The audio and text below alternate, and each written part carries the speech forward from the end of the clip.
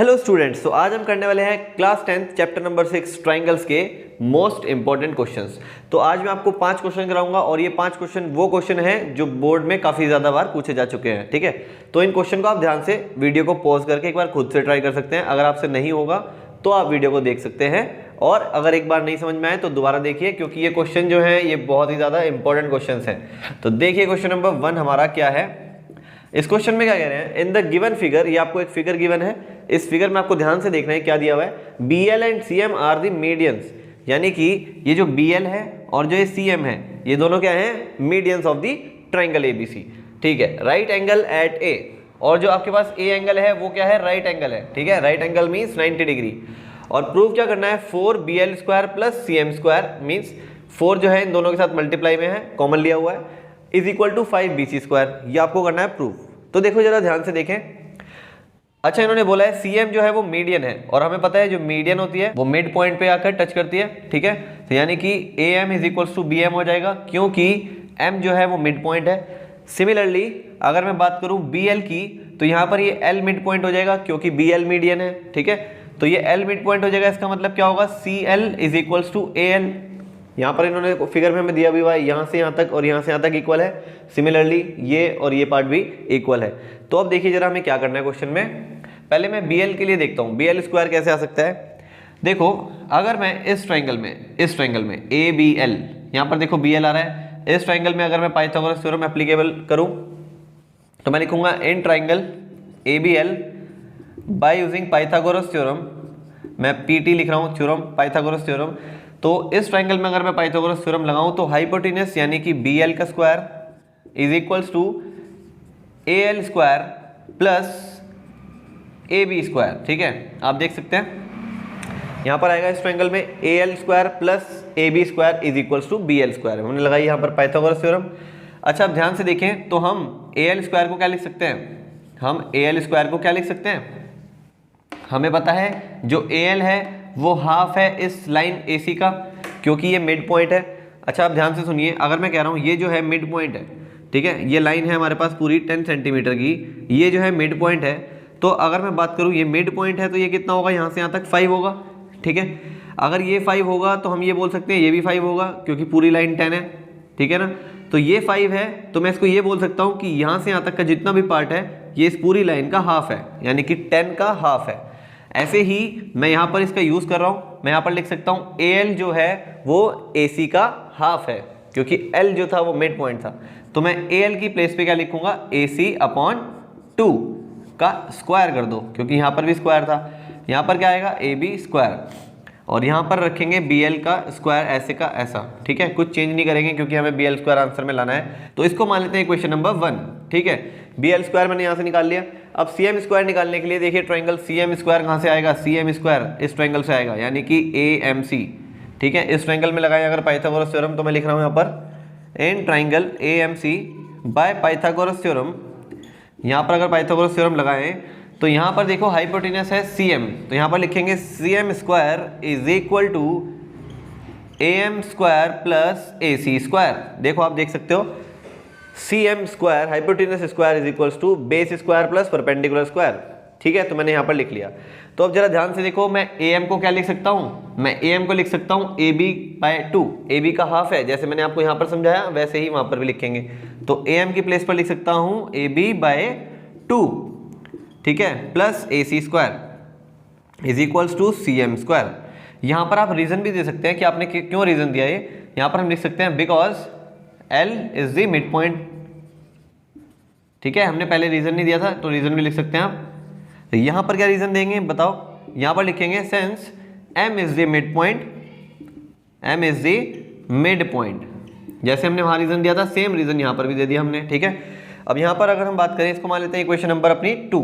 ये हो गई हमारी सेकंड इक्वेशन, ये हो गई हमारी फर्स्ट इक्वेशन। क्वेश्चन में देखो दोनों को क्या करना था, हमें ऐड करना था। देखो 4 अभी आएगा, अपने आप आएगा, हमें दोनों को क्या करना है, ऐड करना है। दोनों इक्वेशन को अगर मैं ऐड कर लूँ तो यहाँ से बन सकता है BL square plus CM square. देखो ठीक है, तो इन दोनों इक्वेशन को हम ऐड कर रहे हैं, ऐड इक्वेशन 1 एंड 2। तो ऐड करेंगे तो यहाँ पर आ जाएगा BL स्क्वायर और CM स्क्वायर, और राइट हैंड साइड में जो आएगा उसको लिख लेते हैं AC square AC upon 2 whole square आएगा, प्लस AB स्क्वायर आएगा प्लस यहाँ पर आएगा A B upon 2 whole square, ध्यान से लिखना है, देखो ये होल स्क्वायर है, ठीक है, प्लस ए सी स्क्वायर। अब जरा ध्यान से देखें, अगर मैं होल स्क्वायर को खोल दूँ तो यहाँ पर बनेगा A C square upon 4 plus A B square plus यहाँ बनेगा A B square upon 4, whole square खोलने पर होगा ये, ठीक है, 2 का स्क्वायर 4 हो जाएगा और यहाँ आएगा ए सी स्क्वायर।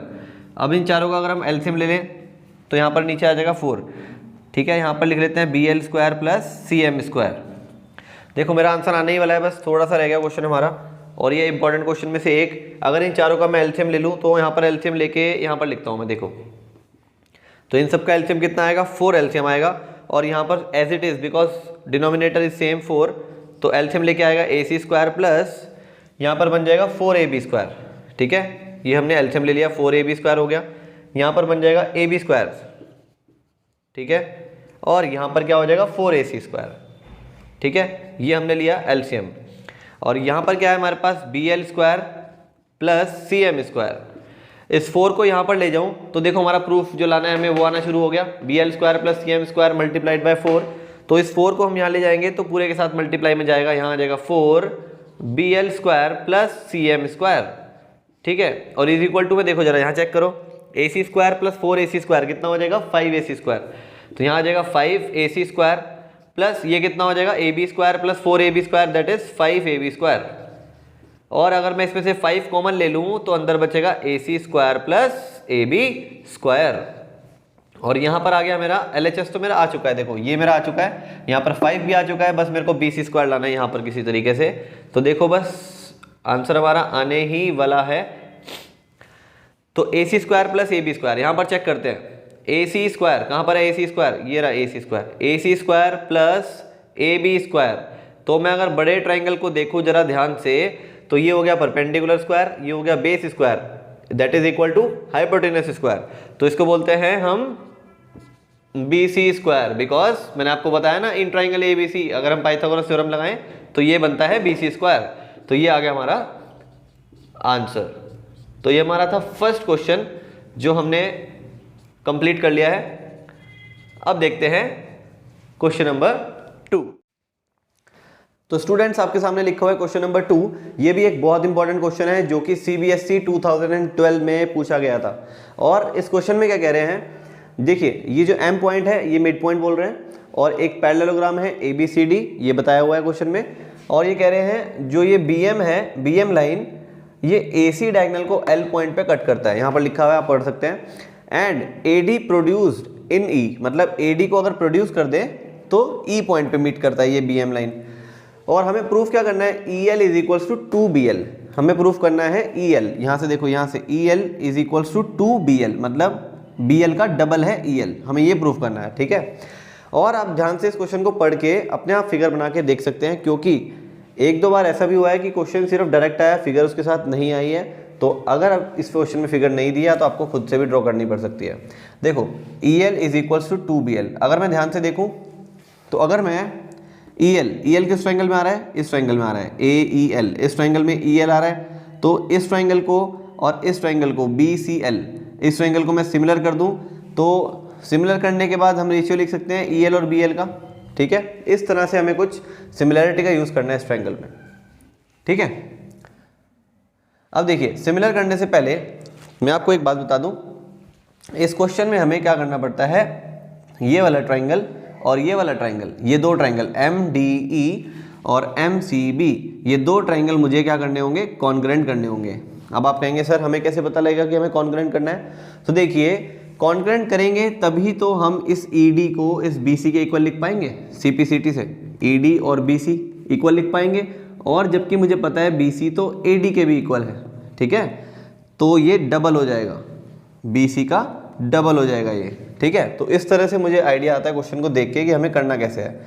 तो देखिए हम सबसे पहले स्टार्ट कहाँ से करेंगे, सबसे पहले हम लेंगे ट्रायंगल, इन ट्रायंगल ये वाला ट्रायंगल ले रहा हूँ, ठीक है, MED, और यहाँ से लेते हैं MBC, in triangle MED and triangle MBC, ये दो ट्रायंगल अगर हम लें और इसमें हम देखो कॉन्ग्रुएंट कैसे प्रूव कर सकते हैं, इस एंगल को 1 मान लेता हूँ और इस एंगल को 2 मान लेता हूँ। यहाँ पर मैं ले सकता हूँ angle 1 is equal to angle 2, क्यों होगा ऐसा, क्योंकि ये लाइन BC और ये लाइन AD पैरेलल दी हुई थी, क्योंकि ये पैरेललोग्राम है, और ये AD को हमने एक्सटेंड कर लिया आगे, तो ये हम कह सकते हैं AE भी पैरेलल होगी BC के।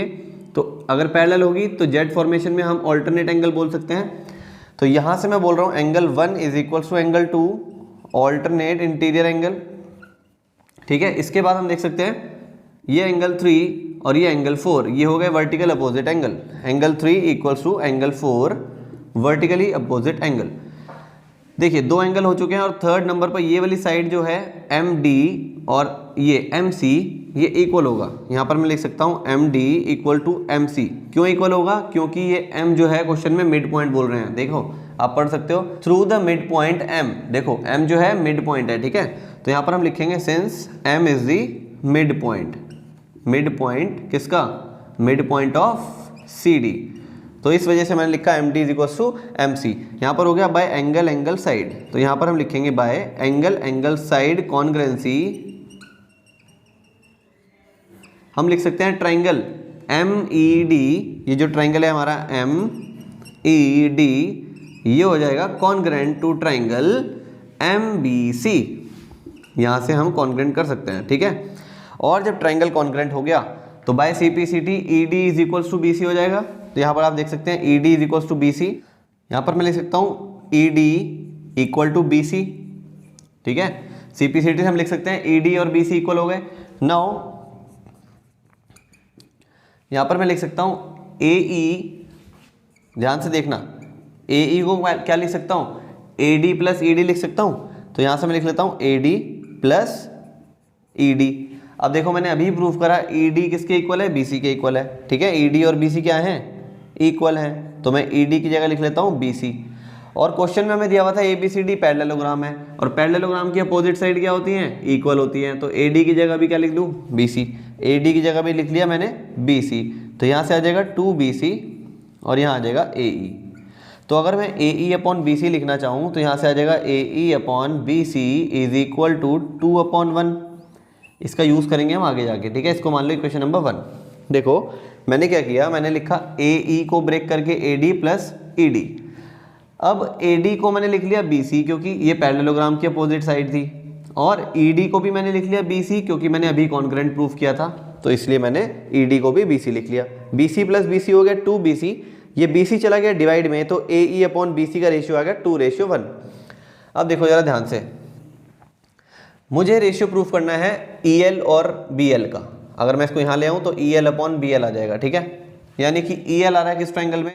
आप देख सकते हैं EL हमारा AEL इस ट्राइंगल में आ रहा है EL, और BL किस ट्राइंगल में आ रहा है? ऊपर वाले ट्राइंगल में, यानी कि BLC इस ट्राइंगल में आ रहा है, ठीक है। तो अगर मैं ये दोनों ट्राइंगल कर दूं सिमिलर तो हम करेंगे इस क्वेश्चन को खत्म। तो मैं एक बार ट्राइंगल को हाईलाइट कर देता हूं। आप देख सकते हैं ये वाला ट्राइंगल और साथ में ये ऊपर वाला ट्राइंगल मैं करने जा रहा हूं सिमिलर प्रूफ, ठीक है। तो देखो मैंने रेड कलर से दोनों ट्राइंगल हाईलाइट कर दिए जो मेरे को सिमिलर प्रूफ करने हैं, ठीक है। अगर मैं ध्यान से देखूं तो ये सामने वाला एंगल, ये वाला एंगल और ये वाला एंगल, ठीक है। अगर मैं ध्यान से देखूं ये वाला एंगल और ये वाला एंगल क्या होंगे? वर्टिकली अपोजिट एंगल होंगे। तो इनको नाम दे देते हैं 5 और 6, ठीक है। ये हमारे पास L पॉइंट है, इसको यहाँ पर ध्यान से लिख लो आप। L पॉइंट है ये हमारे पास, ये हमारा L पॉइंट, ठीक है। तो यहाँ पर 5 और 6 एंगल है, ये होंगे वर्टिकल अपोजिट। तो मैं लिख रहा हूँ an triangle ALE and triangle यहाँ से लेते हैं CLB।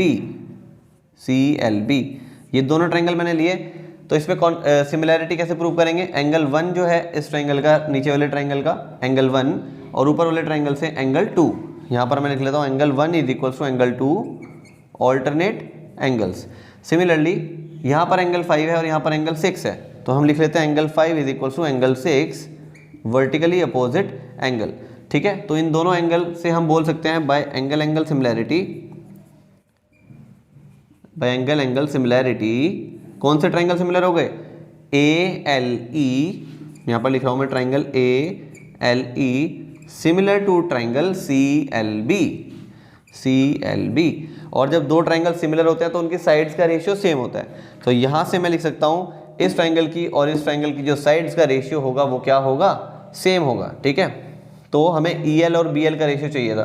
तो देखो E L upon B L is equals to A E upon B C. यहाँ से हम लिख सकते हैं ए ई अपॉन बी सी। देखो आप इस ट्राइंगल से मैंने लिया ई एल और वहाँ से लिया बी एल और यहाँ पर लिया ए ई किस ट्राइंगल में आ रहा है, इस ट्राइंगल में आ रहा है, और उधर से क्या लेंगे बी सी। तो मैंने साइड्स का रेशियो सेम लिख लिया, because if two triangles are similar the sides are in the same ratio, corresponding sides, ठीक है। So corresponding sides are in the same ratio. अब देखो ए ई अपॉन बी सी की वैल्यू मैंने 2:1 प्रूव करी थी फ्रॉम इक्वेशन 1। यहाँ पर मैं ए ई अपॉन बी सी की जगह लिख सकता हूँ 2/1 और इधर क्या है E L upon B L. अब अगर मैं यहाँ पर देखूँ बी एल को यहाँ ले जाऊँ तो मेरा आंसर आ जाएगा लास्ट लाइन में, बी एल को ले जाओ इस तरफ तो आ जाएगा E L is equals to 2BL। ये हो गया मेरा क्वेश्चन का प्रूफ। अब हम करेंगे क्वेश्चन नंबर 3। तो स्टूडेंट्स आपको अगर क्वेश्चन में कहीं भी प्रॉब्लम आ रही है तो आप वीडियो को पॉज करके एक बार फिर से समझ सकते हैं, ठीक है। ये काफ़ी ज़्यादा इंपॉर्टेंट क्वेश्चन था, मैंने आपको बता दिया, लेकिन एक बार मैं आपको फिर से डिस्कस करना चाहता हूँ। सबसे पहले हमने ये छोटा ट्राइंगल, ये वाला MED और इधर से ये वाला आपके सामने लिखा है MBC, ये दोनों ट्राइंगल हमने क्या करे, कॉन्करेंट करे bye angle side concurrency rule, ठीक है। तो ये दोनों ट्राइंगल जब कॉन्करेंट हो गए तो बाय CPCT हमने लिखा ED is equals to BC, ठीक है, यहाँ तक कर लिया। फिर मैंने लिखा कि AE जो है वो AD प्लस ED से मिलके बनता है और AD किसके इक्वल है, BC के इक्वल, अपोजिट साइड की वजह से, तो मैंने AD की जगह लिखा BC। सिमिलरली ED भी किसके इक्वल है, BC के इक्वल है। ये किसकी वजह से, ये मैंने अभी प्रूव किया था, इसकी वजह से। तो BC प्लस BC हो गया 2BC। ये BC को अगर मैं डिवाइड में ले जाऊँ तो AE अपॉन BC का रेशियो आ गया 2:1। फिर मैंने क्या किया, ये जो मैंने रेड कलर से ट्राइंगल हाईलाइट कर रहे हैं, इन दोनों ट्राइंगल को मैंने सिमिलर प्रूफ किया बाय एंगल सिमिलैरिटी, यानी कि यहाँ से 1, वहाँ से 2, यहाँ से 5 और यहाँ से 6। इन दोनों एंगल की वजह से एंगल सिमिलैरिटी से दोनों ट्राइंगल सिमिलर किए हैं। दो ट्राइंगल जब सिमिलर होते हैं उनकी साइड्स का रेशियो सेम होता है, ठीक है। तो E L upon B L is equals to A E upon B C, और ए ई अपॉन बी सी कितना रेशियो था, 2:1, तो यहाँ रखा मैंने 2:1, क्रॉस मल्टीप्लाई किया तो मेरा आंसर आ गया E L is equals to 2BL। तो ये था आपका क्वेश्चन नंबर 2। तो स्टूडेंट्स आपके सामने लिखा हुआ है थर्ड क्वेश्चन, और ये भी काफ़ी ज़्यादा इंपॉर्टेंट क्वेश्चन है और 2019 में ये आया था CBSE बोर्ड के एग्जाम्स में। तो देखो इस क्वेश्चन में क्या कह रहे हैं, if AD and PM are the medians of triangle ABC and PQR respectively, यानी कि इसमें दो ट्राइंगल हैं, एक तो है ABC और दूसरा है PQR। ये दो ट्राइंगल दिए हुए हैं और इन दोनों ट्राइंगल में AD और PM ये मीडियंस हैं, ठीक है। यानी कि पहले वाले ट्राइंगल में AD मीडियन है और दूसरे वाले ट्राइंगल में PM मीडियन है। और क्या बोल रहे हैं, where ABC is similar to PQR। हमें क्वेश्चन में गिवन है कि दोनों ट्राइंगल जो है ये सिमिलर भी हैं आपस में। तो हमें प्रूव करना है AB upon PQ, that means AB upon PQ is equals to AD upon PM, यानी कि मीडियन अपॉन मीडियन का रेशियो इन दोनों के साइड के रेशियो के इक्वल आ रहा है, ठीक है। चलो मैं एक बार से फिगर ड्रॉ कर लेता हूँ। हमारे पास दो ट्राइंगल गिवन है, ABC और ये हो गया ABC ट्राइंगल और दूसरा क्या है PQR ट्राइंगल। तो मैं दोनों ट्राइंगल ड्रॉ कर लेता हूँ। यहाँ पर ये हो गया PQR ट्राइंगल। अब देखो जरा ध्यान से, इन्होंने क्वेश्चन में बोला है कि AD एंड PM, यानी कि AD इसमें बनाओ AD हो गया, यहाँ पर इसमें AD मीडियन है और इसमें कौन सी मीडियन है, PM मीडियन है, ठीक है।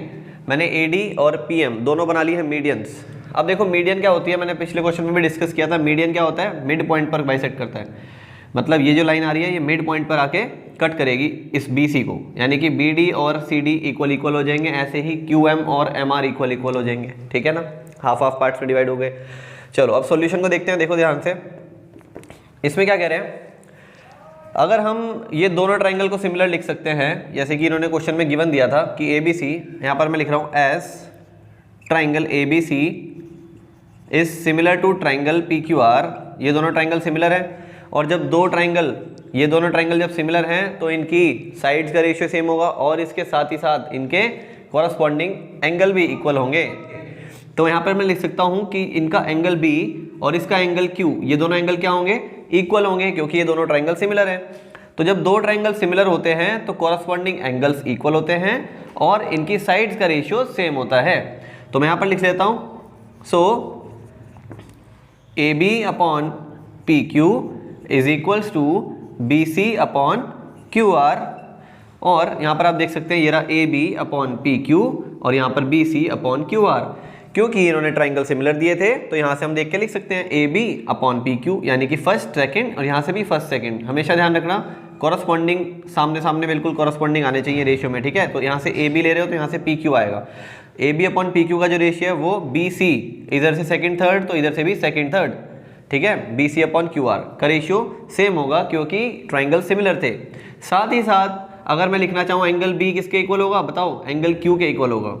तो हमने ट्राइंगल सिमिलर की वजह से हमने इतना लिखा कि रेशियो सेम होगा और एंगल बी जो होगा वो एंगल क्यू के इक्वल होगा, ठीक है। अब देखो मैं बी सी को क्या लिख सकता हूँ, A B upon P Q को एज इट इज लिख लिया। क्या मैं बी सी को लिख सकता हूँ, बी सी को लिख सकता हूँ बी डी का डबल, इसको लिख सकता हूँ 2BD, और इसको लिख सकता हूँ 2QM। अब आप कहोगे सर आप ऐसे ही क्यों लिख रहे हो, तो देखो जरा ध्यान से, मैं इस ट्रायंगल में आना चाह रहा हूँ। मैं क्या करना चाह रहा हूँ, अपने क्वेश्चन को इस ट्रायंगल में लेके आना चाह रहा हूँ और यहाँ से इस ट्रायंगल में लेके आना चाह रहा हूँ। तो अगर इस ट्रायंगल में लाना है तो इस ट्रायंगल में लाने के लिए मेरे को BD चाहिए था, है ना। BD की टर्म्स में लिखने के लिए BC को कैसे चेंज करेंगे, मुझे पता है कि ये हाफ हाफ पार्ट है, तो मुझे इतना मैं लिख सकता हूँ कि BD जो होगा वो BC पूरी लाइन का आधा ही तो है। तो मैंने BD को मैंने ऐसे लिख लिया, BC को लिख लिया 2BD, ठीक है। BC को लिख लिया 2BD और QR को लिख लिया, देखो QR तो पूरी लाइन है, मैंने QM की टर्म्स में कैसे लिखूंगा 2QM, ठीक है ना। अब ये देखो 2 से 2 कैंसिल हो जाएगा तो यहाँ पर क्या आ जाएगा BD अपॉन QM और यहाँ पर AB अपॉन PQ, ठीक है। अब जरा हम ध्यान से देखें ये कहाँ पर आ रहा है, AB अपॉन PQ, यानी कि ये अपॉन ये, और BD अपॉन QM, ये रहा ये BD अपॉन QM, और इनके बीच में जो एंगल आ रहा है B एंगल, वो एंगल Q के इक्वल है, ठीक है। यहाँ से आप देख सकते हैं।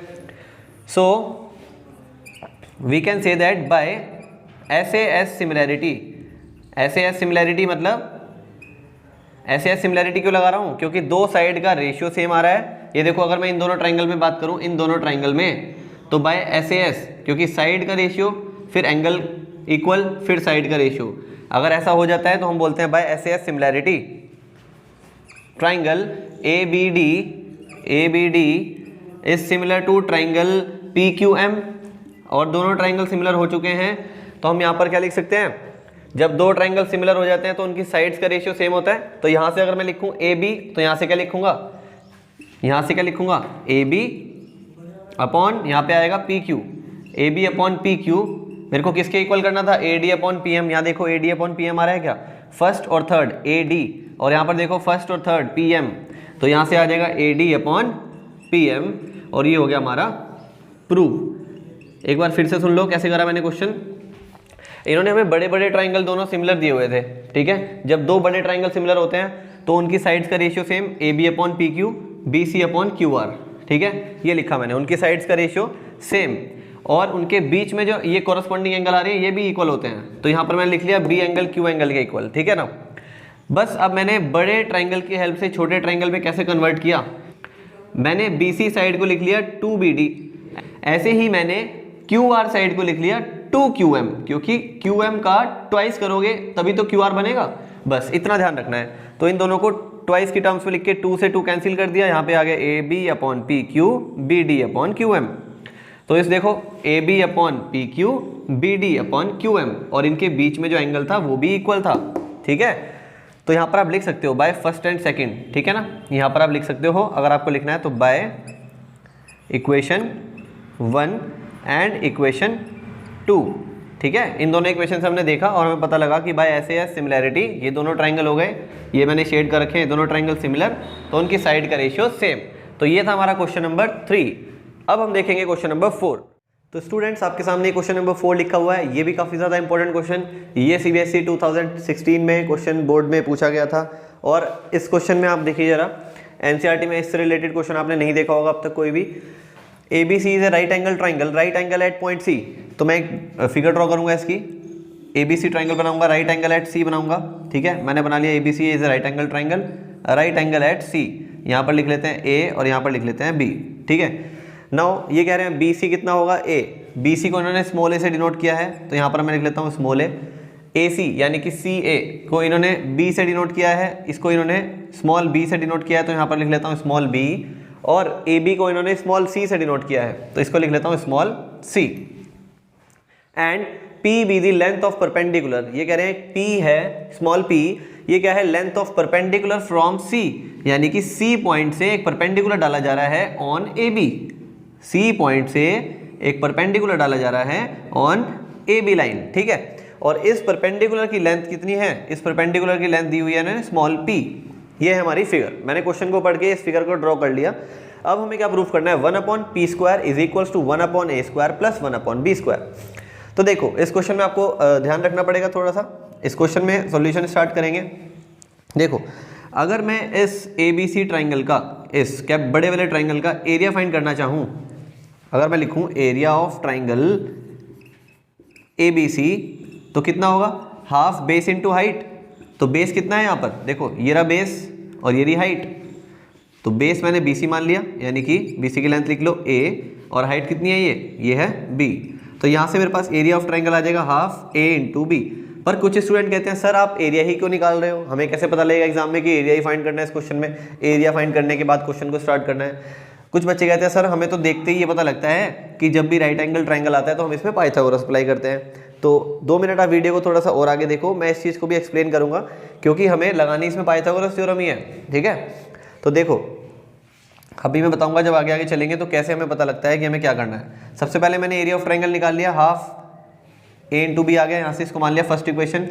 अब देखो अगर फिर से मैं एरिया ऑफ ट्राइंगल ABC निकालूं, इस बार मैं बेस BC ना लेके मैं बेस को ये ले लेता हूँ, ये मान लेता हूँ बेस, ठीक है। इस बार बेस मान लेते हैं इसको, तो जो हम बेस लेते हैं उसी के कॉरस्पॉन्डिंग हाइट ली जाती है, ठीक है। आपको पता ही होगा अगर बेस ये ले रहा हूँ तो हाइट इसके साथ ये वाली आएगी, अगर मैं बेस ये वाला ले रहा हूँ तो हाइट इसके साथ ये वाली आएगी, ठीक है, क्योंकि AB बेस ये वाले बेस पर ये वाली हाइट आ रही है, ठीक है ना। तो इस बार मैं बेस चेंज कर देता हूँ, लेकिन सेम एरिया का ट्राइंगल फिर से निकालेंगे, एरिया ऑफ ट्राइंगल ABC फिर से। तो यहाँ पर हाफ बेस इस बार हम ये वाला ले रहे हैं, यानी कि C, दिस वन, ये वाला, ठीक है, ये C है ना। तो हाफ C इंटू दिस कितना है, ये हाइट कितनी है स्मॉल p, तो यहाँ से मेरे पास कितना आ जाएगा, हाफ C इंटू P। इसको मान लेता हूँ सेकेंड इक्वेशन, ठीक है ना। तो मैंने देखा इक्वेशन नंबर 1 और इक्वेशन नंबर 2 ये दोनों ही क्या हैं, एरिया ऑफ ट्राइंगल ABC, यानी कि एक ही ट्राइंगल के एरिया दो अलग अलग टर्म्स में आ रहे हैं मेरे पास। तो जब एक ही ट्राइंगल के एरिया हैं तो इन दोनों को कंपेयर कर सकते हैं हम। तो मैं लिखूंगा फ्रॉम इक्वेशन 1 एंड 2, इन दोनों इक्वेशन से हम क्या लिख सकते हैं, देखो ये भी एरिया ऑफ ट्राइंगल ABC है, ये भी एरिया ऑफ ट्राइंगल ABC है, तो ये दोनों आपस में इक्वल हो जाएंगे, यानी कि half AB is equals to half CP हो जाएगा। यहाँ से हाफ कैंसिल हो जाएगा, तो क्या आ जाएगा, AB is equals to CP। तो अब अगर हम क्वेश्चन में देखें जो हमें प्रूफ करना था उसमें कहीं पर C पॉइंट आ रहा है या नहीं आ रहा, कहीं आ रहा है C पॉइंट, P आ रहा है, A आ रहा है और B आ रहा है, C पॉइंट कहीं नहीं आ रहा। तो जो चीज़ हमारे क्वेश्चन में नहीं आ रही है, मतलब हमारे प्रूफ में जो चीज़ नहीं आ रही है, हम उसी की वैल्यू निकाल के उसको कहीं ना कहीं पुट कर देते हैं, ठीक है, तो वो चीज़ रिप्लेस हो जाती है। तो जैसे कि मैंने देखा कि मेरे आंसर में C नहीं आ रहा है कहीं पर भी, तो मैं C की वैल्यू यहाँ से निकाल लेता हूँ। C की वैल्यू आएगी AB/P, ये P आ जाएगा डिवाइड में, यानी कि यहाँ पर लिख सकता हूँ AB/p, ये आ गई मेरे C की वैल्यू। इस वैल्यू को रोक के रखो, हम कहीं ना कहीं पुट करेंगे आगे, देखो ये मान लेते हैं थर्ड इक्वेशन, ठीक है। तो मैंने C की वैल्यू निकाल ली है AB/P। अब देखो मैं क्या करूंगा, मैं लगाने जा रहा हूं इस ट्राइंगल में पाइथागोरस थ्योरम। तो in triangle ABC by Pythagoras theorem, अगर हम पाइथागोरस थ्योरम लगाएं इस ट्राइंगल ABC में तो 90 डिग्री यहाँ पर है, इसके सामने वाली साइड क्या होगी, हाइपोटेन्यूस, यानी कि hypotenuse square is equals to base square plus perpendicular square. देखो मैंने लिखा है C square is equals to A square plus B square. अब देखो यहाँ से मैंने C की वैल्यू ऑलरेडी निकाल ली थी क्वेश्चन में, ये रही फ्रॉम इक्वेशन 3, आप देख सकते हैं C की वैल्यू कितनी आ रही है, AB/P। तो यहाँ पर C की जगह हम लिखेंगे AB/P, ठीक है। इसका कर दो स्क्वायर, और इस साइड क्या आ रहा है, A square plus B square. तो यहाँ पर जब हम स्क्वायर करेंगे तो आएगा A square B square upon P square is equals to A square plus B square. अब देखो बड़े ध्यान से देखना है, क्वेश्चन में हमारा 1/P स्क्वायर बन चुका है, 1/P स्क्वायर बन चुका है, बस सिर्फ हमें यहाँ से ये हटाना है, A स्क्वायर B स्क्वायर हटाना है, तो यहाँ पर 1 आ जाएगा। अब जब भी हमें कोई चीज़ हटानी होती है उस चीज़ से डिवाइड कर दो, तो A स्क्वायर B स्क्वायर से A square B square cancel हो जाएगा और यहाँ बन जाएगा 1, यहाँ पर बन जाएगा 1, ठीक है, समझ में आया। तो 1/P स्क्वायर मेरा बन जाएगा इस तरह से। लेकिन अगर मैं इस तरफ किसी चीज़ से डिवाइड करूँगा तो मुझे उस तरफ भी उसी चीज़ से डिवाइड करना होगा, तो मैं यहाँ लिख रहा हूँ divide by A square B square on both side, तो दोनों तरफ हम a स्क्वायर बी स्क्वायर से डिवाइड करेंगे। तो चलो इसमें डिवाइड करते हैं और देखते हैं क्या बनता है। यहाँ पर इसको डिवाइड करो a स्क्वायर बी स्क्वायर से, ये आएगा a square B square upon P square, ये तो मेरे पास था पहले से ही। अब यहाँ पर मैंने a स्क्वायर बी स्क्वायर से डिवाइड किया, और यहाँ पर भी करो और यहाँ पर भी करो, तो a square upon a square B square, यहाँ पर भी करो b square upon a square B square. ठीक है, अब देखो a स्क्वायर से a square cancel, b square से b स्क्वायर कैंसिल, और यहाँ पर ये पूरा का पूरा ही कैंसिल। यहाँ पर बचेगा 1 upon P square is equals to 1 upon B square plus 1 upon A square. तो ये हो गया हमारा प्रूफ। इसको आप पहले भी लिख सकते हो, इसको बाद में भी, क्योंकि एडिशन के टाइम ऑर्डर मैटर नहीं करता। ठीक है, तो ये था आपका क्वेश्चन नंबर 4।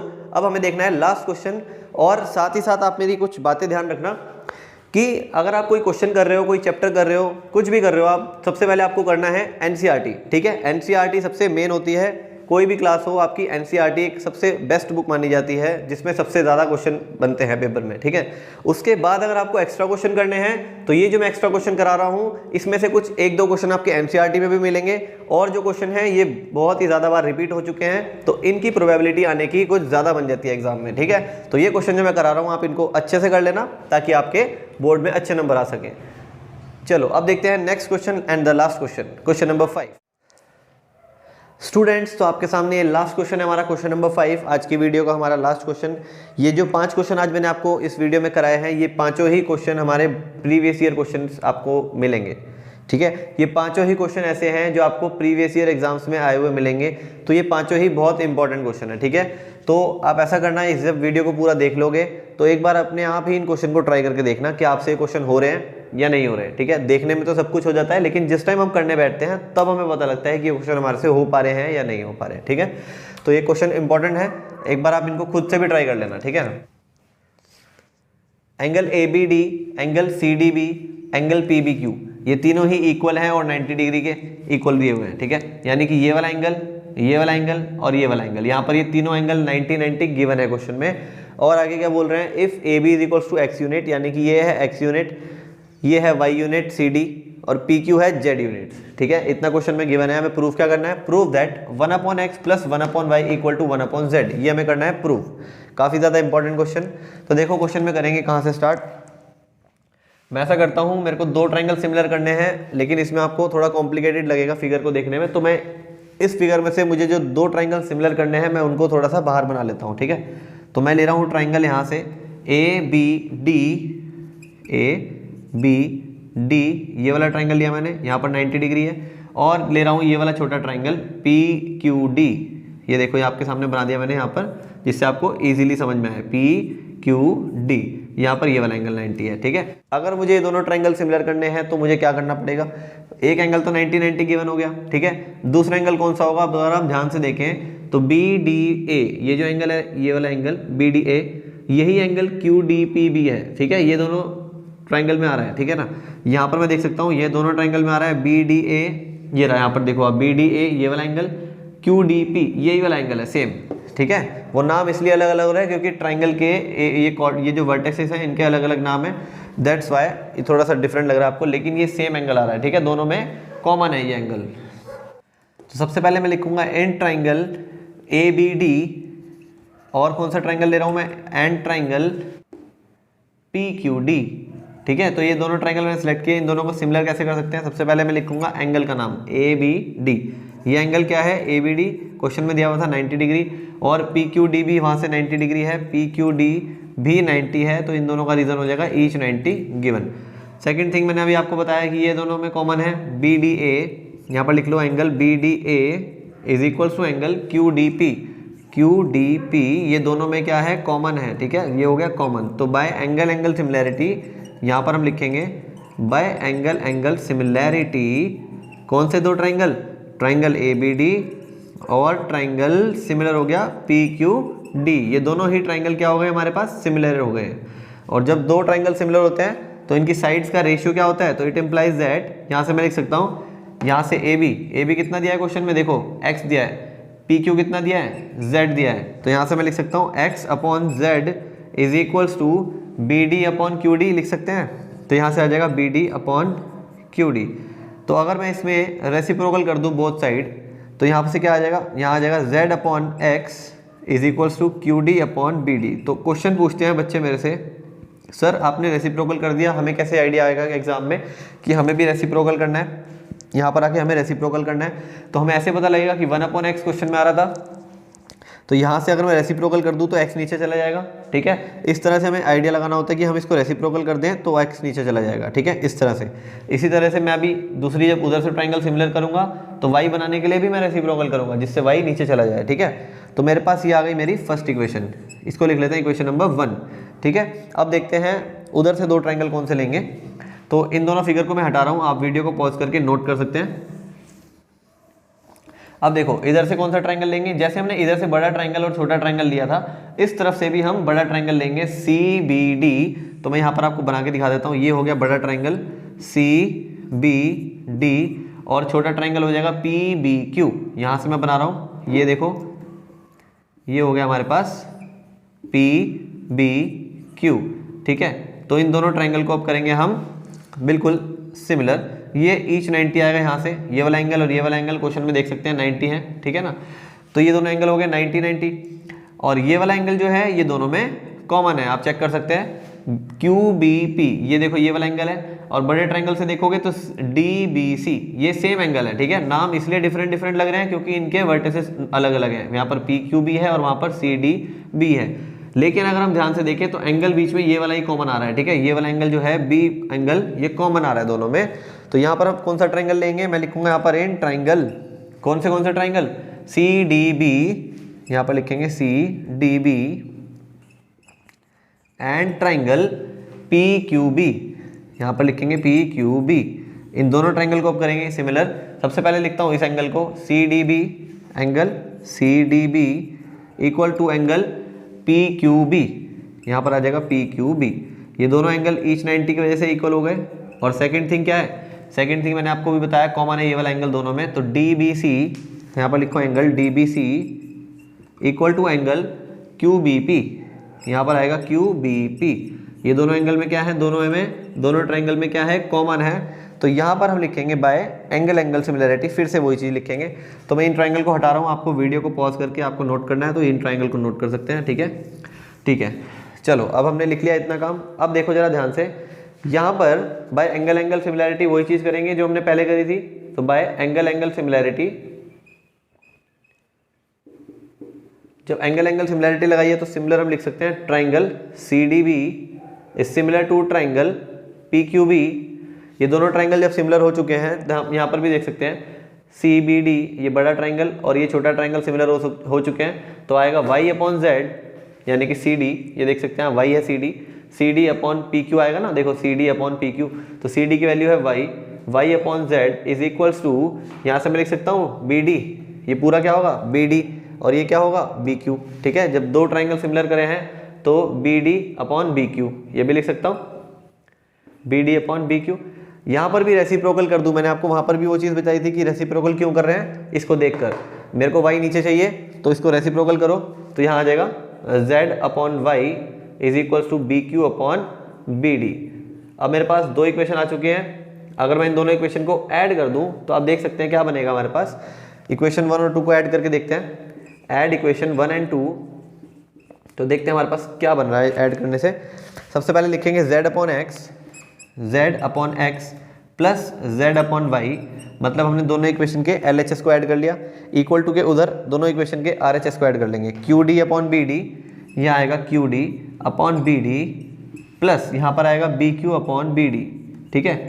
तो यहाँ पर अगर मैं LCM लूँ तो यहाँ पर LCM आ जाएगा BD और ऊपर क्या आ जाएगा QD प्लस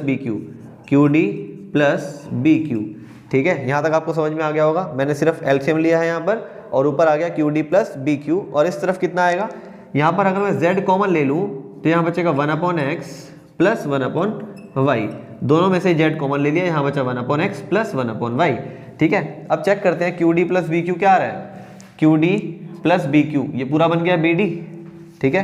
तो इस पूरे को ऐड करके क्या बन जाएगा BD अपॉन BD, देखो BD अपॉन BD आ गया, और इधर क्या है z into 1 upon x plus 1 upon y, BD and BD cancel, यहाँ बचेगा 1, ठीक है। अब देखो ये z कहाँ चला जाएगा, वहाँ डिवाइड में, क्योंकि यहाँ पर है मल्टीप्लाई में तो उधर जाके हो जाता है डिवाइड में, ठीक है। तो आ जाएगा आंसर हमारा, लास्ट लाइन में हमारा आंसर आएगा 1/x प्लस 1/y, और ये z आ गया इधर डिवाइड में, जो कि हमारा आंसर था। तो ये हो गया आपका क्वेश्चन आपका प्रूफ। क्वेश्चन नंबर 5 तक हमने कंप्लीट कर लिए हैं। ये पांचों ही क्वेश्चन बहुत ज़्यादा इंपॉर्टेंट थे। देखो ये बात हमेशा से कही जाती है कि सबसे पहले आपको एनसीईआरटी करनी है, ठीक है। कभी भी आपको अच्छा स्कोर करना है, सबसे पहले आपको एनसीईआरटी अच्छे से करनी है, उसके बाद आप एक्स्ट्रा क्वेश्चन करेंगे।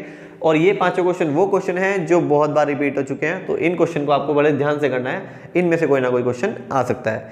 Thanks for watching this video, do subscribe our YouTube channel.